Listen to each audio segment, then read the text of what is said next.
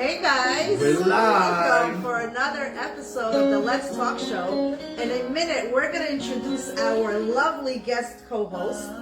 We're going to give you a few minutes to tag your friends, make the phone calls, and let people know, guess what? The Let's Talk Show is on for another amazing episode, and we'll chat momentarily. This is going to be a lot of fun. Stay tuned, guys, because this is going to be an episode you don't want to miss. I agree. I actually have a story I'm going to share how I met you for the first time, which I don't even know. I don't even know if you know the story. How we met? Yeah, I want to say it online, so you're going to be shocked. That's interesting. Yeah. So let's get ready. I'm going to see you. I'm going to say, oh, look at that. Wow, this is great. This is great. Now you can everybody can make So the comments on the list. And now I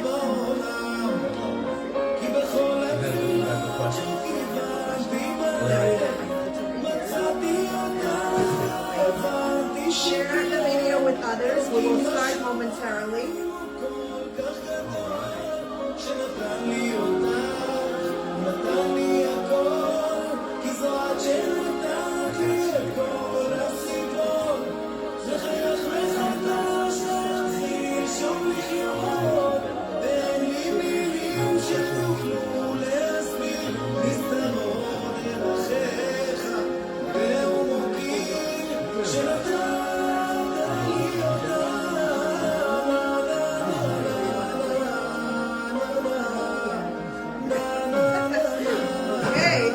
I think we are ready to begin. All set. Oh, it's Emma. Здравствуйте. So nice to see you joining. All right. Hi, Stella. Welcome to the show. We're going to begin by introducing ourselves as always.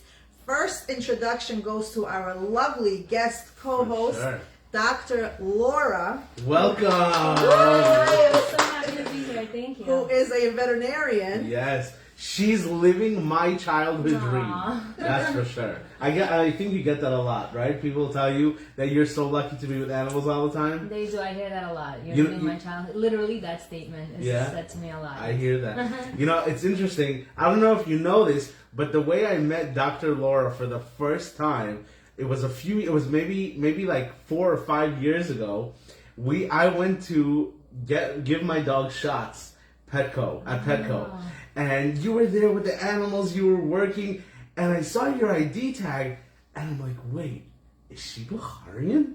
Can it so be funny. the first Baharian veterinarian doctor? I don't believe it. And it was such an inspiration to be able to see you work with the animals as a veterinarian, and it was so cool to now be able to do this on this platform. And of course, I don't know if you guys saw, but almost 3 years ago, you took care of my puppies. And that's how I met her. When through this page. when my dog gave birth to 10 puppies, Dr. Laura was on the phone with me in the middle of the night helping us deliver the puppies, and she even came to the nursing home and gave them all shots. Do you remember That that? was such a cool experience. It was a really cool Yeah, experience. So we're so thrilled and honored to have you today with Thank us. you guys. Thank you for coming. Yeah. I actually met Dr. Laura because she came to my house for the home visit and actually took care of my puppy. So that's how I personally got to know her. Amazing doctor. If anyone is looking for a doctor for their pets, she does house calls as well.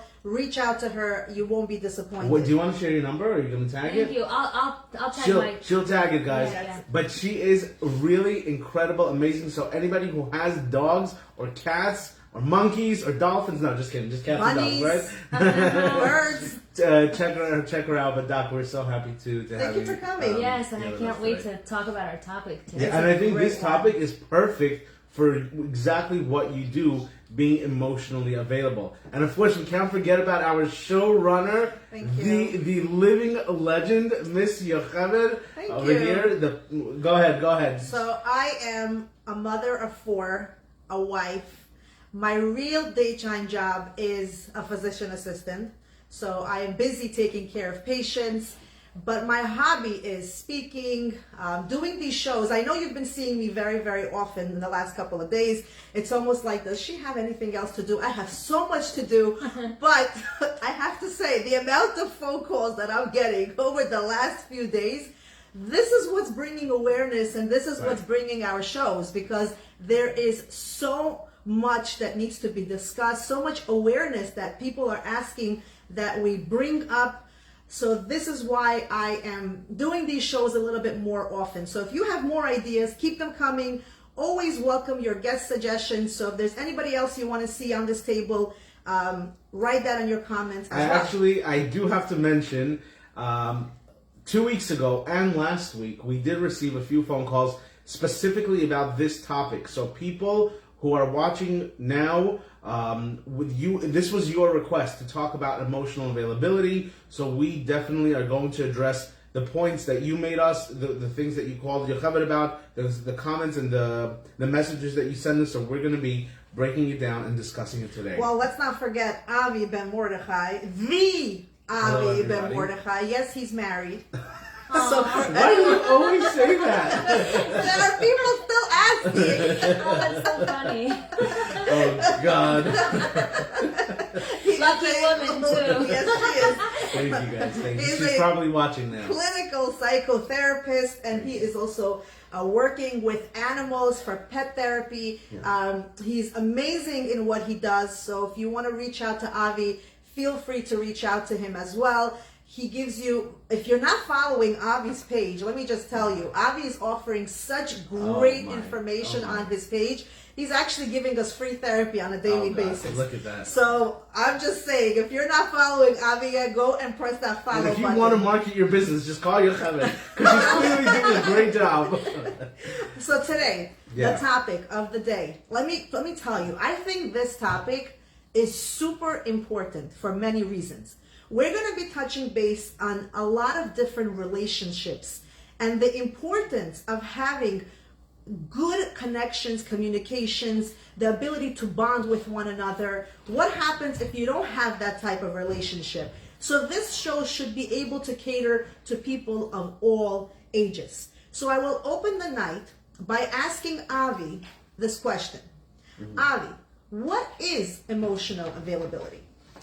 That's a great question, and I think it's so important to start off this topic with really the core. Just like we build a house, it's so important to understand that to know that you have a house built on a good, solid foundation. So let's really start at the core. What is it to be emotionally available, right? A person who's able to have a conversation about feelings and emotions and experiences in a healthy way, that's what it means to be emotionally available. A person who doesn't lie, a person who doesn't stay stuck in the past, a person who's able to be open and honest about their whereabouts, about their past history, about their day-to-day life, that's a person who's able to be emotionally available.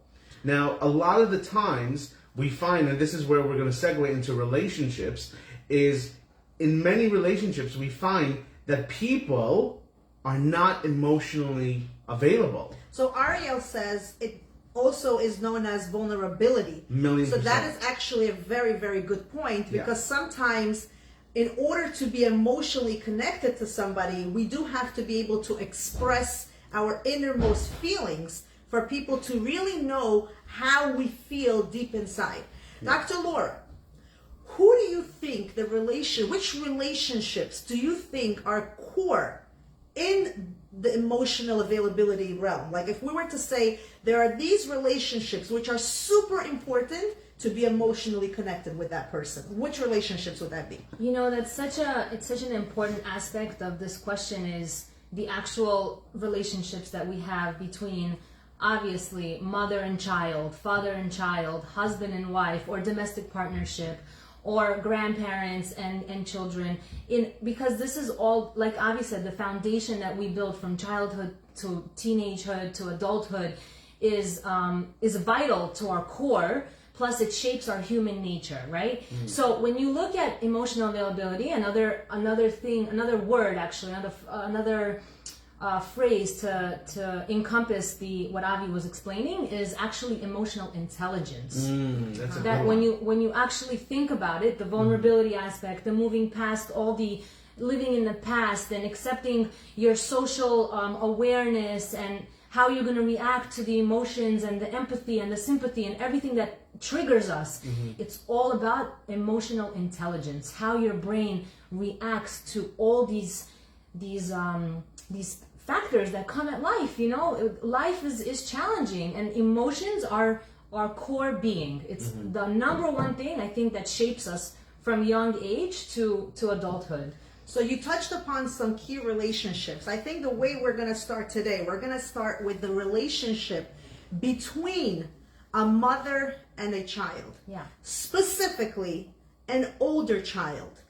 We speak a lot about younger children and how it's important to show love and how it's important to connect, because if we show love from a younger age, our children are going to grow up to be mentally healthy children, not to really over criticize them and to be more loving to them. Now that is very important in our younger children, but there are certain cultures in which showing a lot of love to the child was actually looked upon in a negative manner. It was almost like you can't overly love your child. You can't overly praise your child, because the phrase would be, he's going to bolomero. He's going to become too much on your head, as you literally can translate it. So sometimes we grow up in an environment in which, because of the cultural upbringing of my parents couldn't tell me how great I was, or they couldn't give me the amount of love I really needed, not because they didn't love me, but it was the way that society accepted to be normal in that time. We sometimes grow up wanting validation from others. We grow up wanting the world to validate us and accept us and praise us, because that's not what we got as children. Now, for those parents that maybe made that mistake, and if you're watching and you're an older parent and maybe you made that mistake raising your children, it's almost like, well, what can I do to fix that? So I think it's important to address that, believe it or not, older children, just as younger children, need that tender love and caring. And we're going to touch upon a very specific example. Let's say you have a child who's going through a divorce, and this child is not having a good relationship with their spouse. And culturally, she was raised to always make her parents proud, because that was important for the way this child was raised. Now, this child never had a good relationship as far as love and caring to begin with the parent. Now she feels that she's disappointing her parent, in a sense that she's going through a divorce. So she's not even traumatized from the divorce, as she's traumatized from, how will my parents accept me after the divorce? I no longer have my relationship with my spouse, but will I have my relationship with my parents? It almost feels like it's harder now to deal with the relationship of how will my family look at me, more than the process of the actual divorce. So Avi, as a therapist, I'm going to throw this question at you. How important is it for the parents who are watching to emotionally be available for the children who are already going through a very rough time in their life? Wow, that's such a powerful statement you just made, how the focus goes away from the divorce and the fear comes in of, what will my parents, what will my family members think of me? Unfortunately, we see that so often, where people can't actually focus on the primary reason of all this trouble, and they're focused on all the background noise. So one of our viewers said vulnerability. Who was that? Ariel. You said vulnerability, being vulnerable. A lot of the times people have this idea that they need to create a perfect family unit. And because of that, they don't allow any room for error. So if you make a mistake, if somebody goes through divorce, if somebody has a challenge in school, that's why a lot of the times you have children who are in school and they have difficulties, they're not able to be successful in the classroom. A lot of times parents will not give the children necessary services because they think, no, my kids are perfect, they don't need the services. Because they're not able to be vulnerable, and because of that, they're not receptive of what's really going on.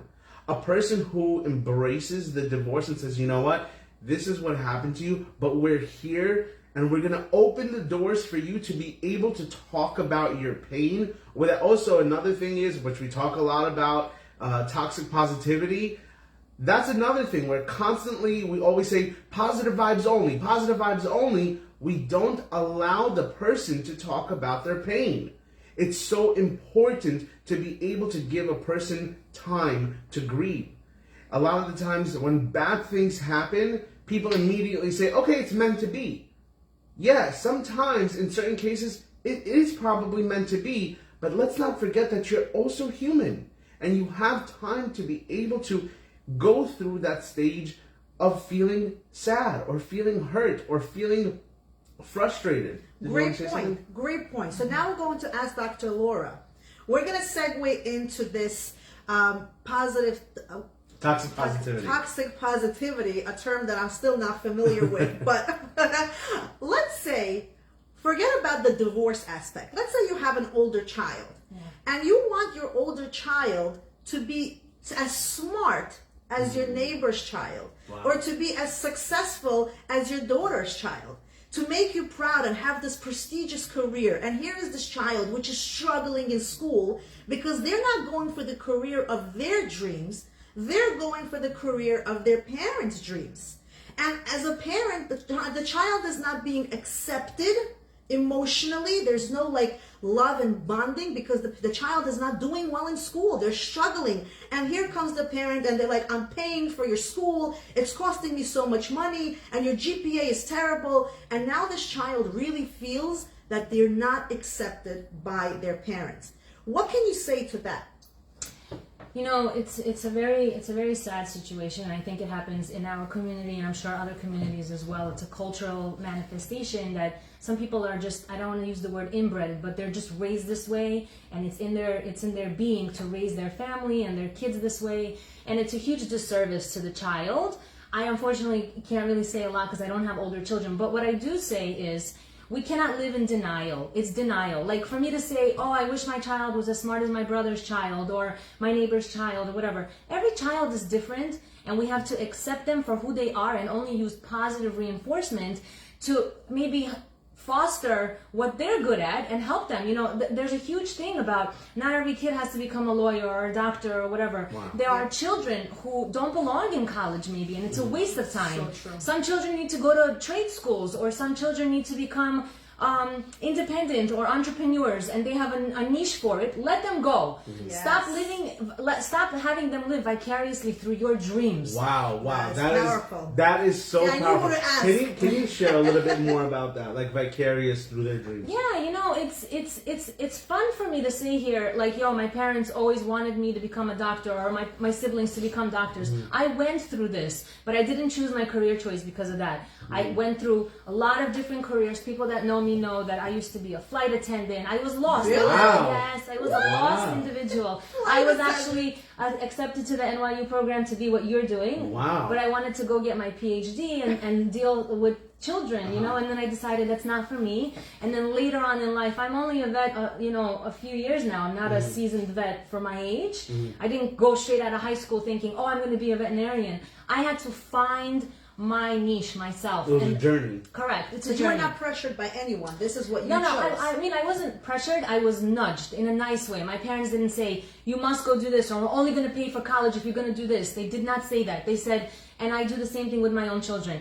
We want you, my husband and I always encourage them, we want you to obviously have a livelihood and be like practical in life, but you also have to wake up. And I tell all the people that shadow me, I have some kids that shadow me sometimes, and I tell them always, you have to wake up in the morning wanting to go to work. Yes. That is the number one thing. I don't care if you're making millions. If you hate your job, it is worth zero. You have to enjoy what you're doing on all aspects, right? You have to enjoy where you're living, what town you're in, what community you're in. But your work, your livelihood is almost the majority of your life, 9 to 5, or if you work, around your schedule or whatever, you make your own schedule. It doesn't matter. You still have to enjoy it. Every second you're at work, you have to say, I love my career choice. Love that. No one pushed me for this. No one pressured me to this. I chose it on my own. Obviously, there are some children who need, Guidance, of course. You need those children, especially at younger ages, or even if they're older and they're a little bit lost, like I was. You need to push them, but you cannot force them through your dreams. What would you say is the difference between pushing them and forcing them? That's a good point. So coming back to emotional availability, right? We have to use the power of listening. We have to listen and watch. What are their desires? You know your child. They are your offspring. Your husband, your spouse, I should say. Your spouse and you need to sit down once in a while and reevaluate your life, your structure. See, maybe Joshua, loves, I don't know, engineer. He Their wants strengths to, in each child. right. The Know your strengths, children. exactly. Know your children. That's Exactly. right. I was going to comment on that. You said you know your child, but unfortunately, some people, because they're so busy with their own personal lives, they don't know their children. Then they're not emotionally available. That's right. You need to reevaluate your life. Then maybe you need to take a step back and be more And available. see why you're not there. Maybe you're working too much. Ksenia, thank you so much. She says this is such an important topic. Well, we tried. Thank you so much. And to Zoya, I think that's your end. Guys, this is a really great topic We to actually discuss. got Thank a you so comment much. saying, finally, doctors on TV. You are really bringing important points. So based on what you said, if you don't know what your children likes and doesn't like, that means, according to Yocheved, you're not emotionally available for your children. Yeah, because you see, we can have 10 different children and they are all so different in their interests. You can see one child sitting all day playing Lego all day long. Maybe that child is going to be a builder or he's going to be an architect. Right. You may see another child who's reading, and the type of books they're reading, maybe they're going to be a teacher or an accountant or a professor. I mean, you really get to know your children, and based on their strengths, you can help guide them without expecting from them. Expectation is not always a good thing. I'd like to give an example of what emotional availability might look like. Did you guys ever hear the statement, you get what you get and you don't get upset, right? Being emotionally available, imagine you make dinner one time, you make a pot of soup, okay? And your child comes home and they really don't like the pot of soup. And you have 5 or 6 different children and everybody wants a different meal, but you're not going to make 6 different meals now, right? This is the dinner and this is what everyone is having. And if the child cries and is upset, allow them to be upset. What if the husband cries and is upset? Well, that is a completely separate category. Make your husband happy. All right? I'm not biased in any way, of course. Why don't we just make another meal, or do we just let them You cry? definitely make another meal. Oh, so change. Interesting. Well, so what I'm trying to say is, even for your child, if let's say you made the pot of soup and they're complaining about the soup and they don't like it, allow them to be upset about it. And if they cry and if they have a tantrum, that's okay. It's a form of expression. A lot of the times, parents get heated up and very upset. Why are you crying? I made dinner. You have to eat the dinner. It's okay for them to express themselves. Also, what we want to do is we want to build their vocabulary, right? A lot of times people feel they have this like category that they put men are. Men are always either angry, frustrated, or horny, right? That's not necessarily the case. Men have a variety of feelings, but because they were conditioned in a specific type of way that they're not able to show feelings or emotions, it's almost like women are accepted to express themselves any way they want because they're women, right? But actually men, a lot of the times when I counsel men, or the phone calls that I or Yocheved get, are a lot of times from men really in a very uncomfortable place about what they're experiencing at home with their spouse or with their children or with their in-laws, not being respected, being dismissed, making them feel less than or feeling very demeaned by their spouse. What are your thoughts? That's an excellent point. There's a question from Aaron, and you bring up the question. I was actually going to get to this question, but since you asked, I'm going to address the question now. Dr. Laura, we want to know, we were talking about this emotional availability and how sometimes the parents can be busy, and that's, it's normal. We're living in a time where we have to go out to work and we're not always there for our children. We try the best we can as parents. what happens if a parent sees a child, whether this child is dealing with certain anxiety issues, or this child just needs that extra loving care, just more than the other children, and the parent is thinking of getting an emotional dog or a cat or some sort of animal for the bonding of this child? What would you say to that? You know, right before the show, Yocheved and I were talking about this, and I personally, I want to tell you a story. I have a child like this. I have 5 kids, Baruch Hashem, and one of my kids, you know, I think during the pandemic, I don't want to blame it completely on the pandemic, but she became almost what people call a selective mute. So I have kittens now, and there'll be a surprise later, but really? So Surprise? Yeah, Stay tuned. She's the type of child, and who I would say benefited from this, from these animals all around her. And let's say you have a family who doesn't have maybe a lot of siblings or many cousins that they go visit, or people are scared of, you know, the wintertime, they don't interact or whatever. You have an animal there, and a lot of people, you know, in our community are scared about cats. Cats are very loving creatures who, I'm not talking about like уличная кошка, которая who's gonna come like хищница. I'm talking about a nice, domesticated, just statue almost. Yeah, they just sit there, and they, whenever you need, you touch them, you play with them, and this is the kind of pet you get. But of course you can get puppies, obviously. It not only creates an emotional balance or satisfaction or fills a void, but it also creates a sense of responsibility. We were talking about this, you know, the responsibility of opening the door if you have a backyard to go pee, the responsibility of feeding them before you're being fed, the responsibility of overall just grooming them, or being responsible for another living organism that now this child, you know, it brings upon maturity in a child early on. And not just on an emotional level, but just in general encompasses so much love and empathy. And that's where, you know, my field, the veterinary field, is all about. If you look up just what veterinarians are, and you Google veterinarians, they are considered one of the most empathic professionals, you know. And it's also talking about emotional intelligence. I saw this short clip of a person, he was dealing with a family, and they just lost their pet of like 15 years, and the mother is crying, and the young daughter is crying, and the vet is like, I'm so sorry you lost your pet. And they finished that appointment, and the vet went into the next room, and of course the vet, this is a pet that the vet was taking care of for all these years, and the vet is heartbroken. And then a minute later, the vet goes into another room and sees another family with this new little puppy, and they're so happy and they're so excited. And the vet has to switch just like that from one emotional state to another emotional state, being so hyped. And so definitely having emotional intelligence to be able to balance all of those emotions that go up and down. It takes really a hero to be able to do that. And I will also say, based on what they both said, as much as I feel that an animal is definitely something used for therapy, there's so many benefits.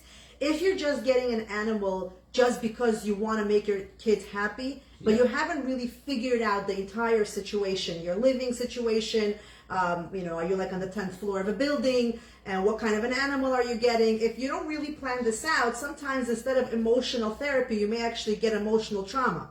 So let's make sure that before we make any decisions, which are going to be major decisions, because imagine you get an animal and within a few weeks this child is so connected to this animal, and then you're like, no, we're giving this animal away. It doesn't, it's not for us. And this poor child is so attached to this animal right now. That's going to be traumatic. So let's 100%. really think about it.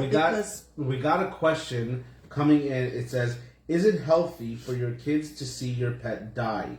That's the fear my wife has, that kids will be traumatized. What are your thoughts? You know, it's such a heartfelt question for me, because once in a while I go, you know, my tech just recently went to vet school. I had a tech that I used to take, and I do in-home euthanasias. So once in a while I take my husband with me. Can you say what euthanasia means? Oh, yes, I'm so sorry. Euthanasia is humane.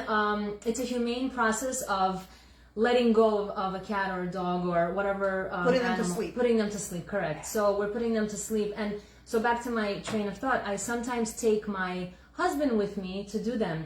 And once in a while, you know how you were saying we get emotional, even if it's a new animal that I get phone calls of a patient that I've never seen, their vet's unavailable, late at night, we go together, and he's way more empathetic than I am, and he's not a vet, he's just a regular guy, and he always connects with the people more than me even. Like, my tech used to do this. He always says, the one reason I can't get a dog, we have cats, we also, like, unfortunately had to put some to sleep, whatever. He says the one reason I can't get it, he's more of a dog person, can't get a dog is because of that question.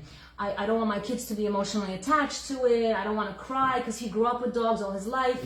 And I always think to myself, maybe I'm desensitized to this because I know that we're doing it for a humane reason. The animal can't speak to us. I'm suffering. I'm dying. I can't eat. I can't drink. I can't this. So I used to always say in vet school, I'm never going to do this. This is such like the devil, malacha, amavet, or whatever it's called. I can't be this person. But then I realized through time and through work, through colleagues, that you're doing them a huge mitzvah by putting, if you know what my other tech used to say? She used to say, if only humans can be so lucky. When people are suffering in some states like Colorado and some other states, they are allowed to do that. Wow. Humanely euthanize people.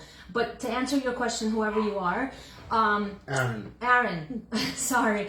To answer your question, it is, there's a risk-benefit ratio in life to everything, right? The benefit of having this loving creature with you from whatever age you get it to its dying day, you give it a long, beautiful life together, you have wonderful memories, and then you do humane euthanasia, which is putting them to sleep, as a mitzvah to them. We're ending their life for a good cause. We're not doing it because, it's having incontinence in the house, meaning it's peeing everywhere and we can't stand it, whatever. Yeah. You wanna relinquish your animal for that reason.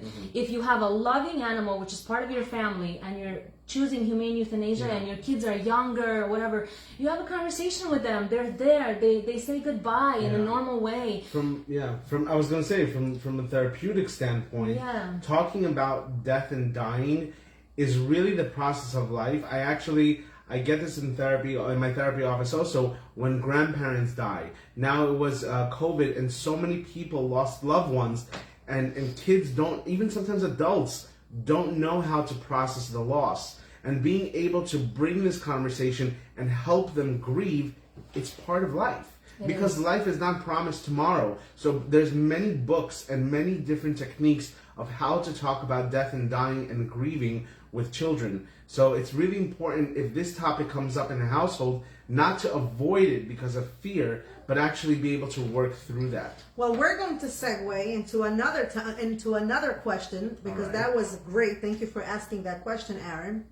Emotional availability between the husband and the wife.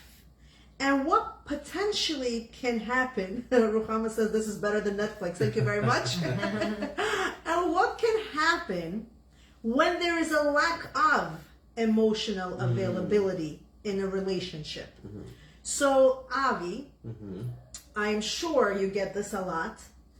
What do you, like the situation of a husband and wife coming to you for a session, and the complaint is that the spouse, whether it be a husband or a wife, is not empathetic, doesn't really give his full empathy or her, right, to the concern of the spouse. The spouse has a concern, but the partner is not giving them emotionally what they need. That's a great question. So during my first session, when people either call or when they come in, I'll ask them, what is your goal for this relationship? Do you want to have a healthy departure where you're going to go through a divorce? Do you want to get divorced and let's make this happen in a healthy way?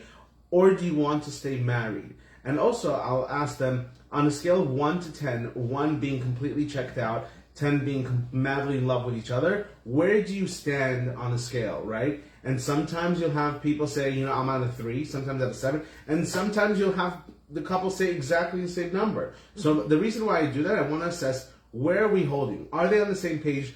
Do they want to change themselves, or have they checked out of the relationship? Sometimes in a situation like that, where one of the spouses checked out, they're going to show they're emotionally unavailable. A lot of the times also, because they've been abused over and over and over again, they feel like they don't have the mental capacity to go through this whole back and forth. And that's why I say when you go to therapy, you're able to talk about this in a very open, non-threatening, non-judgmental way, in a safe room, having a middle person to kind of mitigate these challenges that come up. So that's very important to consider whenever a person is not emotionally available, to find out, where is this coming from? Is this a defense mechanism? Are they doing this just to protect themselves so they don't continue getting hurt? Or have they checked out of the relationship? So the point you bring is actually the next point I was going to talk about. Have they checked out of the relationship? Now, I'm not bringing this up to say anybody who's having this issue, this is what we're going to then think about. No, this is actually minority of the cases. But because it does happen and the consequences are so great when they happen, I'm going to bring this up. When the spouse is not emotionally available, when the conversation is, let's say the husband or the wife want to talk to the partner, but the partner is not interested in being there emotionally, sometimes what happens is the partner will look for someone else to be emotionally available for them. They're going to go and find someone else who's willing to listen to their concerns and their problems. What are your thoughts about emotionally cheating? I actually think, okay, as much as physical, intimacy is definitely that's a different topic.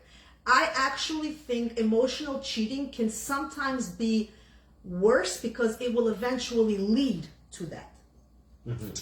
Because when you become emotionally attached to someone, like for example, this is my perception, okay? I think if a person from a woman's perspective. I'll tell you how. Yes, that's what I was gonna say. Yeah. If a man is going to have, let's say, a cheating episode, and it's just pure physical, usually there's no connection there, so they usually will probably forget about the person. It's done, it's over, and it's goodbye. Mm-hmm. When it's become something emotionally attached, it's much harder for that goodbye moment because the person is now attached to you on a different level. Mm-hmm. There is a bond. There is something you have in common, which becomes worse because it's very hard to detach yourself from that person. Mm-hmm. So I personally think it's worse. And this is why I'm bringing it up, because I feel like so many times you hear these situations where there was infidelity and cheating. And a lot of times, not that I'm putting blame on anyone, but when you ask the question of, like, you're trying to understand the relationship better, many times the partner will feel, again, we're talking about the cases that happen that way, that partner wasn't there for them. Mm-hmm. That led them to want to go talk to someone else. There was a bond, there was a relationship outside of the marriage, and that becomes dangerous. So Dr. Laura, the question to you is, since emotional availability between a spouse and husband is so crucial, what would you recommend for a spouse to do together to be able to bond, to be able to form that connection? So I think I'm going to go back to what Avi said to answer this question. The real question is, and exactly what you say in your pre-sessions is there a chance here? If there's, like we're in a generation where it's easy to, hey, I'm checked out mentally or whatever. You have a family. Like, even if you don't have kids, you are building a family. If it's so easy to just check out, maybe you shouldn't have been together in the beginning. You know what I mean? And I think if, let's say, you're emotionally unavailable and there's another realm here. Have you actually tried? Yeah, before even therapy. Have you tried, even mentally, to sit down and say, do I want to even invest in this relationship? If you can answer that question and say no, there's no purpose to even continue this relationship, right? Because you're not there. But if you want to pursue this relationship and you feel like there is something there to hold on to, you need to try. And the bond that you need to create is have some hobbies together, or honestly, maybe spice up your relationship in the bedroom, Yeah, or 100%. Or if there's an emotional lacking there, Maybe, like what you guys were saying on your last segment with Dr. Zoya, you have to be maybe on some type of intelligent, like on the same intelligent level. Frequency, Yeah. So maybe you need to find a hobby that you both enjoy together to do, and then maybe get some, spark in the relationship on an emotional level. Read a book together, watch Netflix together, do something together that you both enjoy, even if you're on different spectrums of life, How about disconnect our phones? Totally. Whatever works for you, the two of you. But the question here really is, you have to answer, I think the husband, the wife, whoever it is, the domestic partners, you have to answer whether you want to invest in this relationship at all, because it is so easy to just check out, right? It's so easy. So yeah, that's a very interesting point. You were saying do hobbies. Like, what do you say about when kids are in the mix? What are any suggestions, like how to build that bond with the spouse to become more emotionally available, to find the time? Like, what are your thoughts? So I think it's important to sometimes get away together without the kids involved. Like, as hard as it is to leave the kids behind, sometimes even one night or 2 nights, or just like a few hours at night, to just go somewhere without the kids there, so that you're able to talk and communicate without distraction, and to actually have that bond that you started off with as a couple together. Now, since we touched upon this very, very, sensitive topic of infidelity. We just got a little visitor on the bottom of the table. Yes. That's why I'm smiling. Infidelity, and I know we don't have too much time left, but since this is such an important topic to discuss, since it does have a lot to do with emotional trauma and it causes a lot of emotional pain. Okay, so as much as we like talking about Shalom Bayit and how to form a good marriage, what happens as a result of those, like Dr. Laura said, like when we check in and we get married, and then we have to think to ourselves, like, why do we get into this in the first place? So, Avi, maybe you can help me with this one.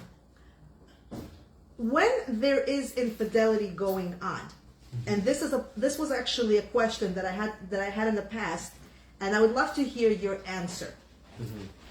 How can, let's say there's kids in the mix, how can a spouse move past that?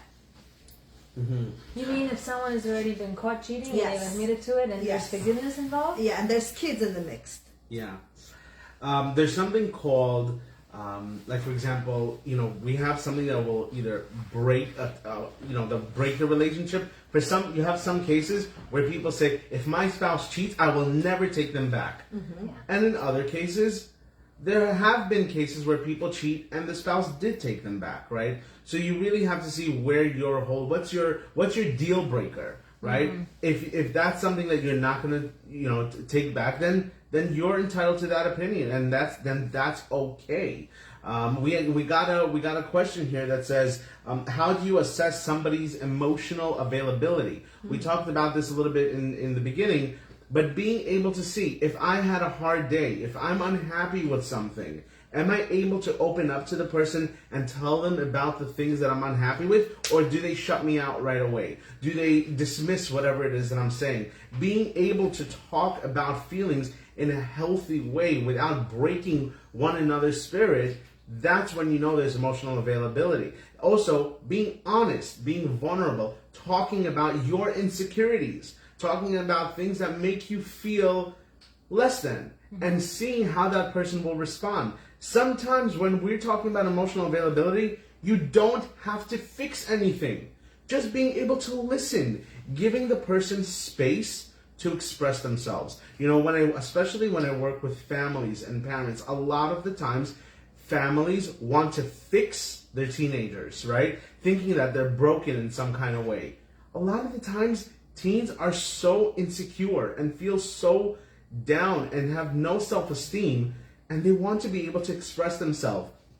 And for parents to give them that opportunity is the biggest gift that you can give for them. And that's what I mean by saying emotional availability, because think about it this way. Their friends who are other teenagers don't have the mental capacity to give them that platform, to allow them to express themselves without judgment. There's the number one thing that I see problems and challenges that kids and teens have is bullying. Bullying is such a big problem that happens in schools. And a lot of the times, schools and parents, they don't know how to deal with it, unfortunately. And a lot of times they come from a place saying, what am I supposed to do?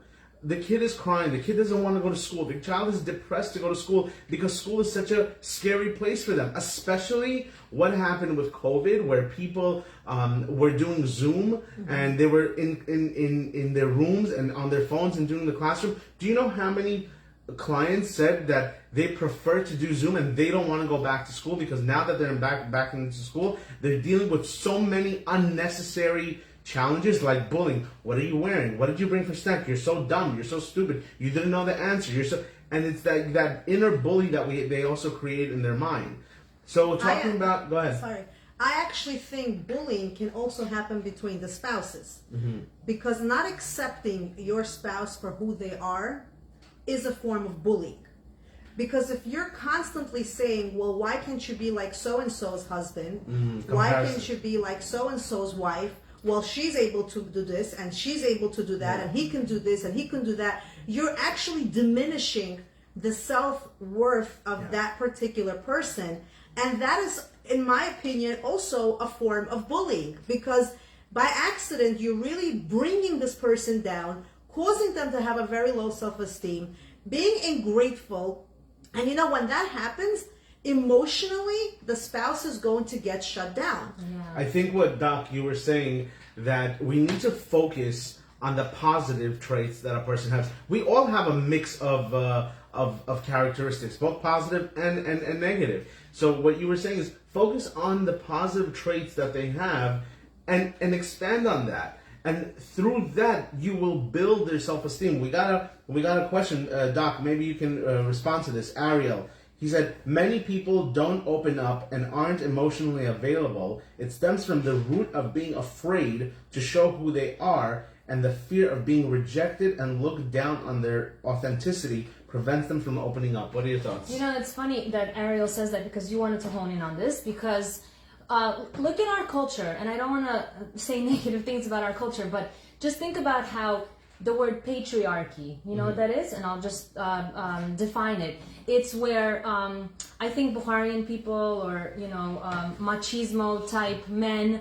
have this patriarchal type demeanor where a father and a son, right? He treats his daughter a little bit dainty, but the son has tough skin. He cannot cry. He can't express his emotions. It's okay. And that's what Ariel is saying here, that we are from such young age shut down to express our emotions, and we just eat it inside, and it deep down, it kills us. It kills us, or some kids burst, and then they go along a bad path, and it's just a horrible situation with that, what's going on.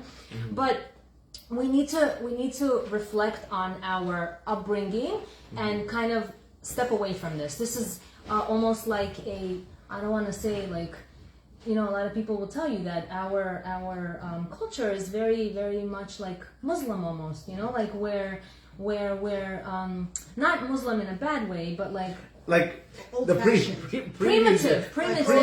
Previous generation. Right. I'm saying like where we grew up, it was very old-fashioned, primitive, where men cannot be. How are you saying? How did you want to say that? Yeah, so men are not able to be macho. I mean, men have to be macho because right, exactly what you were saying. We have to almost like hide our feelings because we have to be macho. But really, whenever you have that ability to be emotionally available, your relationship is better, your relationship with your spouse is better, your relationship with your boss and workers are better. You become more at peace with yourself. A lot of the times when you were talking about vulnerability, people are so uncomfortable with who they are and not comfortable in their own skin. You know, it's like almost when you're raised, there's so many, when you don't have a strong support system, a strong network, everybody, think about like when you were growing up, you have a bunch of different friends, right? And they're constantly shaping you. Oh, this is what you're wearing? That's ugly, right? So you don't wear that anymore. Or, you know, this is what you like. That's not a good thing to like. So you're constantly molding yourself into somebody who you're not even that person. And the real you gets buried so deep down. And if you keep acting like this for a long period of time, you forget who you are. Personally, who's not going to be emotionally available, they will end up creating a life for themselves where they're not able to process emotions and feelings and not able to connect with one another. Great point. Great So point. the main takeaway for tonight's live is allow yourself, if you went through this type of upbringing, and I ask my clients this question a lot, how often did your parents say I love you to you? How often did you hear it? If you did not hear it in your life growing up, that might be why it's so difficult for you to say it to your loved ones. A lot of the times, there's a concept, Aaron, I'm not even going to comment on that. I'm and not. that's how you get gays and lesbians. Oh boy. So you see, talking about toxic masculinity, that's another thing. Because a lot of the times whenever you have people, for example, in relationships, where you have people who shut down and don't express themselves, are not able to talk to one another, not being able to have an open conversation, that's where the problems come in. Where people feel like they're not connecting. The number one issue I see in relationships is lack of communication. Absolutely. That's really where it comes That's from. another show And right being, now. being what totally. you're saying, gays and lesbians, that's a completely different That's another topic. show. And that's And just if you another like this topic. topic, Yeah. let me see the likes and hearts. So if everyone enjoyed this topic, and I always love, Aaron, I always welcome your feedback, your comments. Keep it coming. Everyone else as well. Thank you to Zoya. Thank you for Aria, Larissa, and everybody who joined. I really, really am so happy that you were able to join and put comments. Look at all the love we're getting. I do want to just end off with saying also, there is a concept of also overdoing it, which means we constantly want everybody to be so okay where you don't allow them to feel also. You don't allow them to fall. You don't allow them to be able to feel what life is all about. Sometimes you have cases like, for example, think about it this way. Let's say you go to a store and your child wants to buy 20 different candies, okay? And you say, no, you can have one candy and that's it. Because you are coming from a place of not wanting them to get a cavity. You don't want them to get hurt, right? They didn't have their dinner yet. But the parent feels like, no, I don't want them to cry. I want them to be okay. I don't want them to hate me. So I'm going to buy them the 20 lollipops. That's not what we're talking about. That's not what emotional availability is. Doc, I think you can Totally, share. and I wanted to say this, I didn't want to cut you off when you were talking about the dinner. Like, I have 5 kids, you have 4 kids, right? And I don't want to, make it seem like only parents go through this. You can have, nephews and nieces, if your babysitting kids can be like this, I don't want to eat this, or just bratty behavior in general. Giving into this bratty behavior only flourishes more bratty behavior. Yeah, I'm sorry. 100%. No, 100% agree with you. You can listen to them, you can, take in what they're saying, apologize, say, I'm so sorry, just, I didn't make spaghetti today, I'm so sorry you didn't get noodles today, because you eat that every day and we didn't make it today, but you're not getting it today. How much can you A give? mother would know, right? Right? No, seriously, there are those parents that Right. just to shut up, maybe they give it to them So also. I want to, yeah, that's what I'm saying. When I'm talking about being emotionally available, it doesn't mean you have to go on the complete other extreme and now bend over backwards and do everything for them just so they're secured and protected. No, what you were saying Boundaries. is establish boundaries. Yeah. No is also an answer. But when you say no, allow them to express themselves. It's okay if they're angry about their response. Also, I feel like when you say no, let's say for children, not that I'm by any chance, I'm not perfect at this, but I would like to work on this a little more. It's almost like saying, I'm so sorry I didn't get a chance to make what you want. Mommy was so busy, or I forgot that's what you wanted. Tomorrow, I'll try to make what you want. Sometimes showing your children that you do really care for what they want to eat, but you weren't able to make it. But next time you will try to still satisfy them, because again, emotional availability, it shows the child, and it's something that I think I would love to be better at it myself. It shows the child how much we really do care about what they want. But unfortunately, sometimes obstacles happen where we simply can't please everyone. Right. We're gonna play a game. All right. And if you think this message was helpful, share it. We would love for you to share it with others. Dr. Laura, so at the end of our show, we have a custom, and Avi is going to explain this game, because Avi is our game man. He does play therapy. We're going to play this game, And if there's any more the questions or comments while we're still live, please keep them coming and we will address them. All right, so tonight's game we're going to be playing, it's called Empowering Questions. Aaron says, please make a bracha, Avi. Please make a bracha. Well, I actually did make a bracha before because it's I think it's over. The Tu B'Shvat is over, but I'll make a bracha anyways. You ready? And guys, say amen or comment amen. Baruch atah Adonai Eloheinu melech haolam borei peri hetz. Amen. Such good cherries. These are really great. Where'd you get them from? Thank you. Try it, Dad. It's really good. All right, so this is a game called Empowering Questions, and part of my practice, a lot of the times, even with kids, with teens, with adults, I play a game that's very non-threatening, non-judgmental, very open-ended questions. So you ready to play? Because I still have the cherry in my mouth. Well, I'm not He wants to get the pin out. but I'll keep it there just for the appropriateness of this video. Oh, I see what's happening. He's struggling. No, I'm fine. All right, Yocheved, here you go. Here, I'll ask the questions. Doc, you're first. You ready? Okay. Okay, let's see. What is the... It's so funny. Okay, here we go. We have a technical difficulty here. All right, here we go, Doc. This one is for you. There's a ghost in here. All right. What is the worst that could happen if I let go of things that no longer serve me? The worst Think that of can this happen? question. I don't think anything bad could happen. I think that's a blessing, right? If they no longer serve you, they're au revoir. That's it.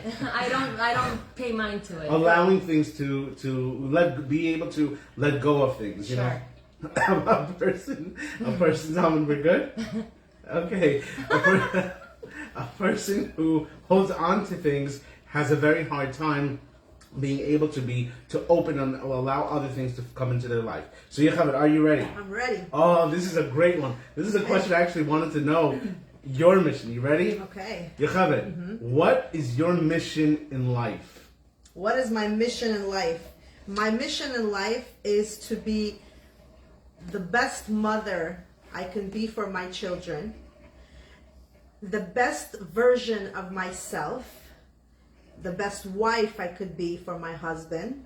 And overall, my mission in life is to live a life where I can do as much good as possible and make this dark world a more positive place to be in, to just shine some positivity. That's my personal mission. How do you know that feeling that you are the best mom or you're the best wife? I think sometimes knowing that you messed up and having the ability to fix those mistakes is actually, it's growth. Like sometimes people think being perfect is the best. Actually making mistakes is better because it's like so rewarding. You know, like when you're trying to lose weight and you lose those 20 pounds, wow, it's like I did it, I was able to do it. So when you actually see yourself growing as a mother, because you know the way you acted with your first child versus your last child, and you're like, wow, I really grew, and that's a really great feeling. Growing and improving. Yeah. Great way to respond to that. All right, thank you very much. And Avi, Yeah. this is a great question. Let's see. Am I living according to the expectations and dreams of others or my own? Wow. Am I living according to the expectations of others? And how do you distinguish them from each I other? think there's a concept called imposter syndrome, where we want to be accepted and loved by everybody. And to be honest, I think I shared this in the past, where I have this characteristic from childhood to try to achieve perfection and to try to always be the best. And as I grow older, I come to notice that that's something that pulls me down. And that's not a good thing. Trying to be liked by everybody and trying to be perfect is something that actually is a terrible thing. And the older I get, the more I learn that it's okay to do things that I love to do. You know, for some people, it might be completely bizarre or crazy that I have a whole zoo in my house. Yeah. You know, but for me, that works for me. Right. It doesn't necessarily have to work for other people. Serves your purpose. So it serves my purpose, and because of that, and I feel so confident and comfortable with that. But it's definitely a progression, because from childhood we always want to be accepted and loved by everybody. But as you grow older, you come to realize not everybody needs to be your friend, and not everybody needs to love you, and you don't have to be the best. And guess what? That's okay. Well, guys, I wanted to say thank you so much for tuning Wait, in. what surprise? were Wait, you we guys have one talking more about? surprise. I heard the word surprise. We have a surprise. And I was like, what? Yes, it's been covered here. There's a The box towel, that she yes. brought, but she didn't Are you show it to ready? me, and she wants to surprise me. Now, I don't know if I should be scared or happy at the No, same time. This I is just the wanna best show you- surprise ever. Okay, we saved the best. This is the Oh my God! Look at that! Look at that! Look at that! Look at that! So Can I get Yocheved can hold cats. Look so at can this! you guys. Look at it! Can I get one? Hi, baby! Look at this mush ball! Adorable. Oh my What kind God. of cat is this? These are ragdolls. I have one of these at home. Yeah, Milo. Look at this. Hi, baby. What's up? What's We're up? having an emotional seance. Oh my God! Talking about emotional availability. Yeah. This guy is fully. Is this a girl or a guy? That's the boy. This I is a just- boy. I just Talking wanted about to- emotional availability, this is the best. I love animals. I know. This is like I my just wanted life. to say Hi. one more Hi, thing baby. about that we didn't mention is, and I'm sure we all know this, but I think we all need to reiterate: emotional abuse is by far worse than physical abuse. That's true. Right? Oh, like, share a little bit about that. So, like what we said, between husband and wife, child and parent, the more emotional abuse we endure, the more it affects our chemical. Like, you can cause a chemical imbalance almost. You know, physical abuse. What happens? Yeah. Okay, fine. You get over it. You get over it, or you don't. You know, you don't think about it, and you hold it inside, and it's also emotionally draining. You know of how course. people say, "Oh, it's all in your head." It's really not all in your head. It can actually affect your physical body. So when you're not in a good mental headspace, your physical body can be affected as well. Doc, this Sticks was and the stones can break my bones, but words can shatter the heart. wow. I love that. Yeah. This was the. Can I take this little guy home? No problem. He is I want the to keep cutest. this girl. Yeah, Wait, Wow, she's you're so chill. cute. Yeah, they're She's chill. so They're comfortable. And they didn't make Wow. one peep in the box. They're in the Oh box know. this my whole time. God, that's adorable. If- Thank you for this. That's cute. That's Yeah. adorable. I If don't have a you cat. if you guys want the best vet who comes to your home, give her a call. She's going to put her link, her business card, put it in the link, and so this way people can contact you. And don't you have emotional Yes, therapy I do. sessions I you also do have a lot of different therapy animals. I have dogs and a cat and parrots and bunnies and snakes and tarantulas and a whole bunch of other animals. This was Aw, such a thank treat. you for joining This us. was We had such a so much treat. fun. You're so Thank you awesome. so much I for love coming your today. vibes. What was Thank this like you for all. you, Doc, to be here tonight? Oh, it was great. It was. I wish I could read all the comments as Your we were mother's, going. your mother's Oh, on. my mother's on. Very well Alright. done. Very well done. Well, She has peace a out, cat too. everybody. She's a cat hater. Thank you guys. Alright. Thank you for watching. Until next time. So cute, they're so Bye. They're brother and sister? Yeah, well,